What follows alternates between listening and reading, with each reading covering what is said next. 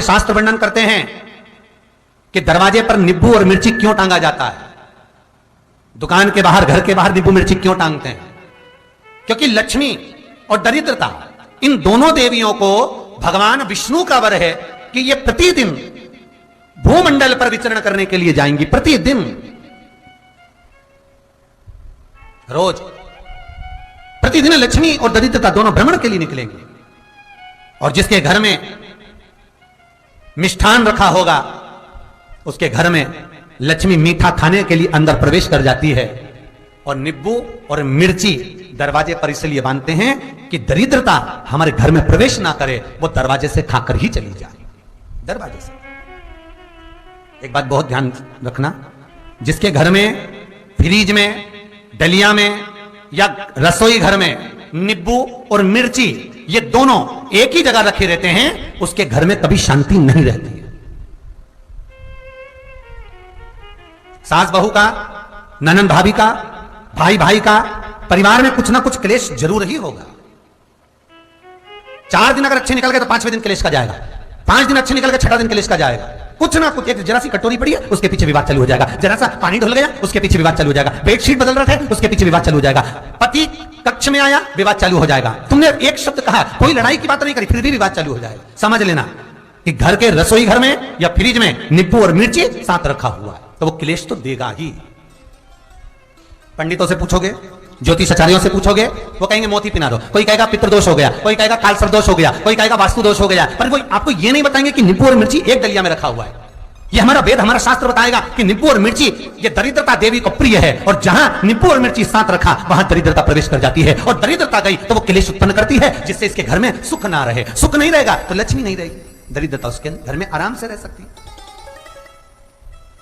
अब बहुएं कहीं किसी से पूछ रही, सास किसी से पूछ रही, हमारे घर में शांति नहीं, हमारी बहू बहुत अच्छी थी पहले, बहुत क्लेश करती है, हमारी सास बहुत अच्छी थी, बहुत क्लेश करती है, घर में विवाद इतना ज्यादा होता है गुरुजी, जरा सी बात के पीछे विवाद होगा इतना बड़ा फैल जाएगा, पति पत्नी में जरा सी बात होगी इतना बड़ा फैलाना हो जाएगा, बच्चों को थोड़ा सा समझाओ इतना बड़ा फैलाना हो जाएगा। कारण क्या है? उसका कारण है तुम्हारे घर में जरूर एक डलिया के अंदर नींबू और मिर्ची या फ्रिज के एक बॉक्स के अंदर नींबू और मिर्ची रखा हुआ है, उसका क्लेश तुम्हारे यहां रहेगा ही,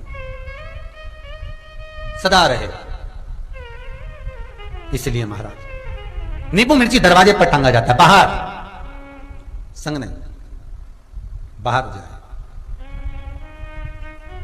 एक बात बहुत सुंदर है, जैसे दूध और दही दोनों एक ही झोले में, एक ही बैग में, एक कैरी बैग के अंदर दूध और दही अलग अलग पॉलिथीन में बंधे हुए हैं, अलग अलग डोलची में, अलग अलग डब्बे में रखे हुए हैं। एक व्यक्ति एक ही बैग के अंदर दूध और दही ये दोनों चीज अगर लेकर घर के अंदर आता है तो उसके घर में संपदा की तो कमी आती ही है, उसके घर में संपदा टिकती नहीं है। घर में अगर लाख रुपए रखे हैं तो 3 दिन या 4 दिन के अंदर वो पैसा वापस जाना है। दही और दूध अगर एक ही साथ आया है, एक ही व्यक्ति एक ही झोले में, एक ही बैग में, एक ही कैरी बैग में अगर लेकर आया, उसी तरह नींबू और मिर्ची का भी क्रम है महाराज। कई सब्जी वाले उसको एक साथ बांध देते, नहीं नहीं, नींबू भले अलग बैग में डाल लो, पन्नी में अलग बांधकर या झोले में अलग बांधकर मिर्ची रख लो, वो चल जाएगा, पर एक साथ अलग हो। मेरे को मालूम है दरिद्रता कि तेरे को खट्टा और तीखा पसंद है,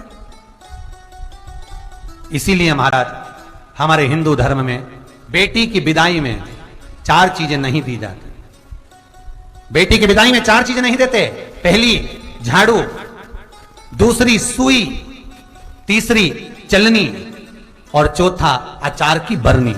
ये बेटी के कन्यादान में, बेटी की विदाई में नहीं देते। बड़ी दे दो, पापड़ दे दो, ये चल जाएगा, पर बेटी की विदाई में, बेटी के कन्यादान में ना तो झाड़ू जाएगी, ना सुई जाती है, ना चलनी जाती है, ना अचार की बरनी जाती है। और मेरा निवेदन है, अगर बेटी को तुम्हारे घर का, तुम्हारे हाथ का अचार कितना भी पसंद हो और बेटी की मम्मी बना के दे दे, नहीं मत देना, क्योंकि बेटी तन, मन और धन ये 3 चीजों से दुखी रहेगी। अगर मां ने अचार दे दिया तो बेटी के घर में या तो तन से दुखी रहेगी, या मन से दुखी रहेगी, या धन से दुखी रहेगी। बेटी को ये 3 दुख तो रहेंगे ही। कई लोग तो अपनी बहू से कहते हैं, बेटा तू मायके जा रही, तेरी मम्मी के हाथ का अचार अच्छा लगता है, लिया ना बांध के। अब इनको कौन समझाए? तुमने तो कह दिया बांध के लिया ना, पर उसको समझो तो सही, क्यों नहीं लाना है? नहीं। महाराज दरिद्रता देवी को क्रोध आ गया, लक्ष्मी जी के साथ नारायण जाने लगे तो लक्ष्मी जी बोली रुको, प्रभु मेरी बहन पीपल के पेड़ के नीचे बैठी है, आप कृपा करो। भगवान विष्णु ने कहा, सुनो लक्ष्मी, लक्ष्मी और नारायण इस पीपल के वृक्ष के नीचे आकर दरिद्रता देवी से मिले हैं। 7 दिन तक पूरे सप्ताह पीपल के वृक्ष के नीचे लक्ष्मी और नारायण का वासा होगा। जो पीपल के वृक्ष के नीचे आकर दीप जलाएगा, पूजन करेगा, पाठ करेगा, उसको संपदा की प्राप्ति होगी। इतने में दरिद्रता देवी खड़ी हो गई और दरिद्रता ने कहा, वाह नारायण वाह, क्या बात है आपकी, पीपल के वृक्ष के नीचे तुम मिलने के लिए आए, मैं तो पहले से बैठी थी। 7 दिन तुमने अपने कर लिए, इसमें 1 दिन मेरा होगा। भगवान ने कहा, कौन सा? तब दरिद्रता देवी कहती है, रविवार का दिन पीपल के वृक्ष के नीचे ये दरिद्रता देवी विराजमान रहेगी। अगर रविवार के दिन कोई पीपल के वृक्ष के नीचे आएगा तो उसके साथ दरिद्रता देवी उसके घर में प्रवेश करेगी।